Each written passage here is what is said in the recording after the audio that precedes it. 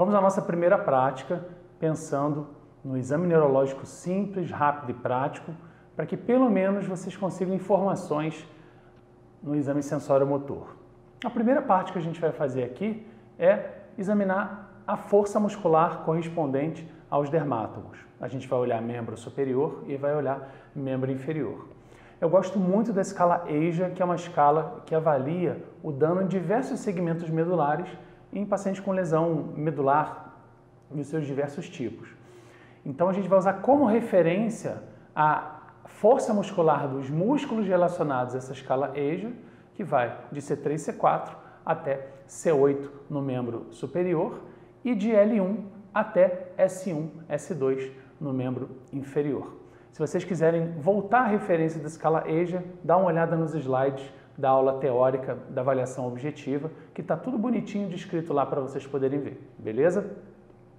Vou fazer a sequência aqui para vocês do exame de força dos membros superiores, de C4 até C8. E a gente vai olhar a avaliação contra resistência. Na verdade, a avaliação da força muscular contra resistência, ela não avalia a força efetiva em si, o quanto em quilos ou quanto em newtons tem aquele músculo. Para isso a gente precisaria de um dinamômetro manual, ou até mesmo avaliação com esfigmomanômetro modificado. A gente vai usar o teste de força muscular manual, graduando de 0 a 5. 0, nenhuma contração muscular. Grau 1, você vê um pouquinho de contração, mas o segmento não mexe. Grau 2, você tem já uma contração consistente sem movimentar o segmento. Grau 3, você consegue movimentar o segmento contra a gravidade. Grau 4, uma pequena resistência contra o movimento. Grau 5, uma resistência considerável contra o movimento. Então a gente vai seguir aqui a sequência de C3 até T1. Vamos lá? Eu vou dando os comandos aqui para contração muscular, para os movimentos, e isso é muito importante, pessoal, em qualquer parte do exame físico, vocês serem bem objetivos e bem práticos em explicar exatamente o que você quer testar, para que o paciente também possa entender o que você está querendo avaliar na hora. Então vamos lá, ombro lá na orelha, eu estou fazendo, pode ir com força, vai, firme, firme, firme, firme. C3, C4, dobra o cotovelo, firme, firme, firme. Punho para cima, vai, punho para cima, firme, firme, firme. Eu estico o cotovelo, vai na fé, firme, firme, firme, beleza. Dedos retos, eu tento abaixar os dedos, ok. Abre os dedos, esse aqui, força contra, segura, segura, beleza. Fiz a sequência de C3, C4 até C8. Vamos fazer a mesma sequência para o membro inferior, usando a mesma referência da escala EIJA, de L1 até S1, S2, com o teste de força muscular manual, contra resistência. Então, L1, L2, a gente quer flexão de quadril, lá no alto, o joelho, lá no alto, firme, firme, firme. Empurra a perna para frente, firme, firme, firme. Puxa o pé para cima, não deixa abaixar, firme. Dedão para cima, não deixa abaixar. Pé para baixo, isso, não deixa eu puxar para cima. Dobra o joelho para trás, firme, firme, firme, firme. Beleza. De L1 até S1, S2. Da mesma forma no membro superior e no membro inferior, como eu falei previamente, a gente não está avaliando a força muscular efetiva, a gente só está classificando se ele é capaz ou não de executar o movimento contra a resistência dentro dos graus de força que eu comentei com vocês. Um outro detalhe muito importante é que você bem treinado, ou treinada, claro, você consegue otimizar muito o seu tempo e rapidamente verificar a força muscular de membros superiores e membros inferiores. E eu já digo logo, se você estiver bem treinado, em 1 minuto no máximo você conseguiu examinar os membros superiores e os membros inferiores. Por isso que é muito importante estar preparado para poder avaliar o paciente. E nessa parte do exame de força muscular, rapidinho vocês conseguem fazer essa mensuração e poder já partir para a próxima sequência de testes e ser bem otimizado em relação ao seu tempo. Para o exame de sensibilidade, e normalmente ele examina a sensibilidade tátil ou dolorosa, a gente vai examinar as regiões dermatoméricas também, de membros superiores e membros inferiores, usando também a referência da escala EIJA, que é uma escala que eu já falei para vocês que eu gosto bastante. E, na verdade, o uso da escala EIJA, ele tem pontos específicos correspondentes com os níveis medulares. Então, vai ser um ponto cervical, um ponto no ombro, um ponto no braço, até a gente descendo na mão e fechar de C2, C3 até C8, que é o nosso último nível medular de avaliação. Se eu quisesse continuar a avaliação em T1, T2, até a região dos membros inferiores, beleza, é só usar essa referência para facilitar também o processo. É muito importante nos exames de sensibilidade, tanto superficial quanto profunda, eu sempre comparar uma região fora do membro e sempre também comparar um membro com o outro, para que o próprio paciente possa definir se existe alguma diferença na percepção da sensibilidade, seja para mais ou seja para menos. A sensibilidade tátil, a gente utiliza normalmente um palitinho de dente ou aquele alfinetinho que vocês podem encontrar no martelo neurológico. Para quem tem aquele que é mais arredondado, tem um cabinho embaixo que você desmonta ele e encontra o alfinete. A sensibilidade tátil também é utilizada com um chumacinho de algodão, que eu vou fazer o mesmo toque para poder definir as áreas de sensibilidade dermatoméricas. Já a sensibilidade dolorosa, eu uso estritamente o palito de dente ou a agulhinha do martelo neurológico. O palito de dente é prático porque eu uso uma vez e jogo fora e não tenho que me preocupar e é barato, então não vai ser um custo adicional para ninguém no final das contas. A escala EJA faz essa divisão dos segmentos dermatoméricos com ponto. Então, eu vou utilizar a região external como referência para fazer o primeiro toque da sensibilidade, sempre com o paciente de vocês de olhos fechados, para que ele possa observar e ter bastante atenção ao que a gente está querendo. Por favor, feche os olhos e a gente vai encostar no meio do peito e comparar com os pontos que eu quero examinar. Então, vira a referência o externo e depois os toques na pele. Lembra, eu não quero machucar, eu quero encostar na pele só, então não precisa nem apertar a pele. Tocou na pele, já é suficiente para que o paciente possa ter percepção. Então, eu vou seguindo na escala EJA, igual o roteiro que eu comentei para o exame de força muscular, tem um roteiro já disponível na apresentação de vocês, com os pontos que vocês querem examinar. Aqui é exemplo, na região do pescoço, de um lado com o outro, na região anterior de C3, C4, depois no braço, e eu vou seguindo os pontos até a região da mão, para que eu possa sempre seguir esse roteirinho do exame da escala EJA. Como eu falei para vocês, um profissional bem treinado otimiza bem o seu tempo em relação a esse exame e às vezes em 2 minutos vocês já conseguiram resolver o problema, o teste de sensibilidade dos membros superiores e dos membros inferiores.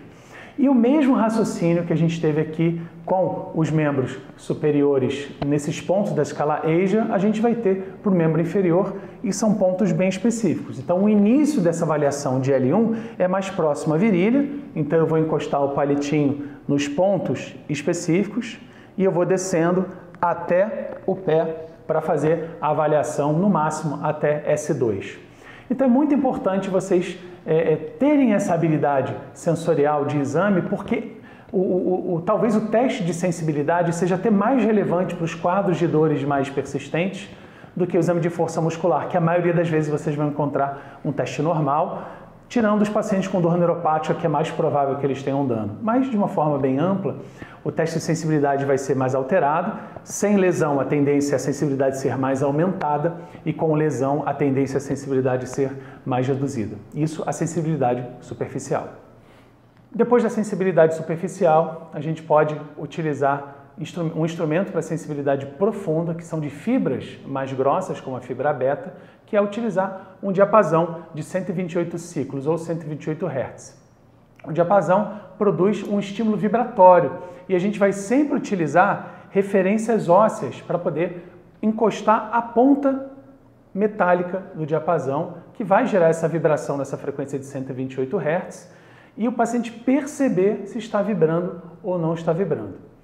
Esse aqui é um teste bem simples, esse é um diapasão corriqueiro de exame neurológico e assim, como em qualquer modelo de raciocínio clínico, se você quiser excluir que tem alguma condição problemática ou um dano, você pode utilizar. Mas o ideal é que você pelo menos utilize esse teste aqui com diapasão quando você acredita que o paciente possa ter alguma alteração na sensibilidade vibratória, que são de fibras nervosas mais profundas.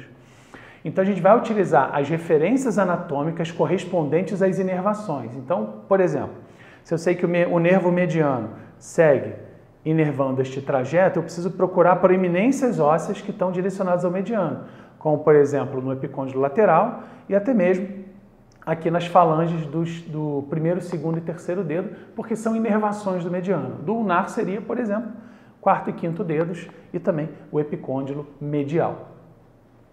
Como é que funciona o diapasão? Eu seguro sempre na ponta do diapasão e faço uma pequena percussão e eu vou observar a vibração do instrumento.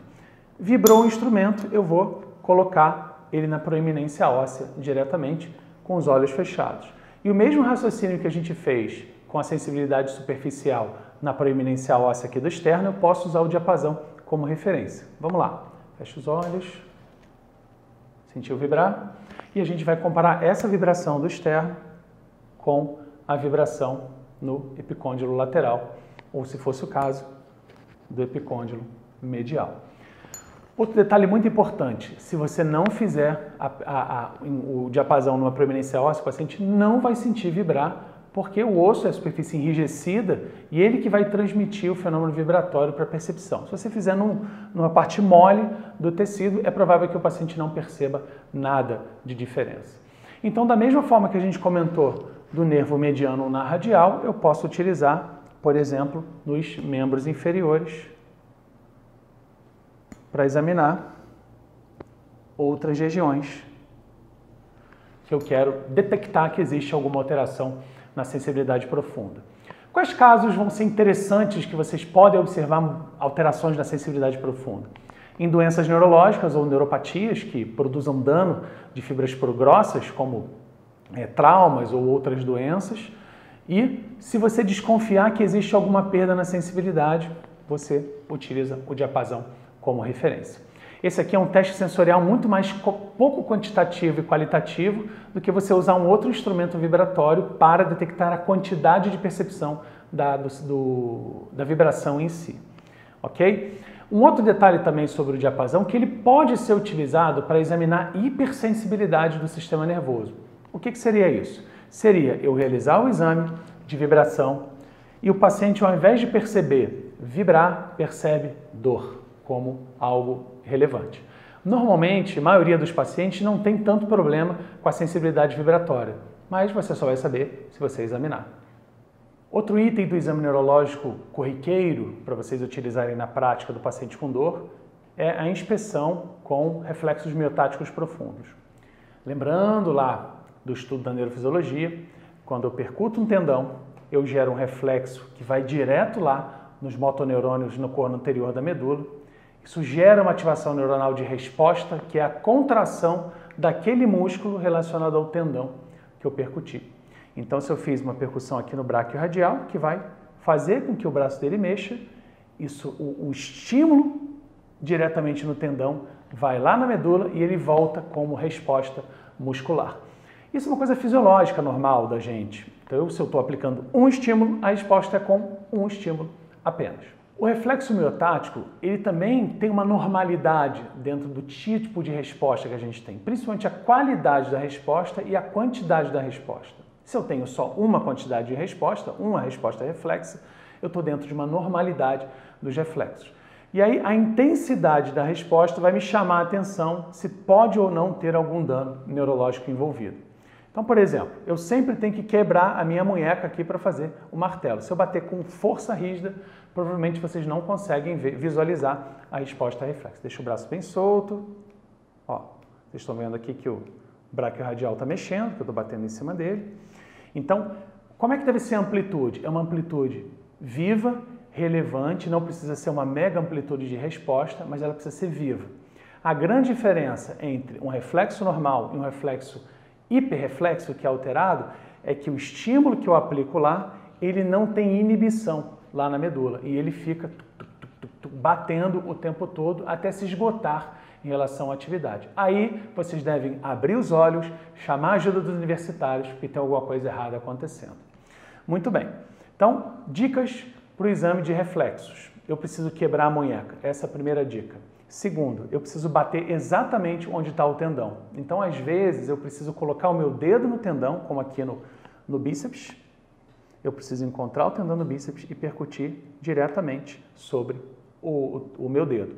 Às vezes, vocês não vão nem ver a resposta ampla, mas vão observar a contração muscular quando eu bato para fazer o reflexo. Você vê que o reflexo aqui é muito mais vivo no braquiorradial e talvez no estilo radial do que no bíceps. Tudo bem, isso não tem problema nenhum. O tríceps, braço relaxado, eu bato no tendão do tríceps e ele, ó, movimentou. Vou tirar minha perna, bonitinho, para vocês poderem ver. Então, com isso eu consigo inspecionar os membros superiores. Já pode soltar bem a perna. No membro inferior, eu tenho dois alvos principais de exame, que é no tendão do quadríceps e no tendão do calcâneo. Então, vamos lá, funcionando, ó.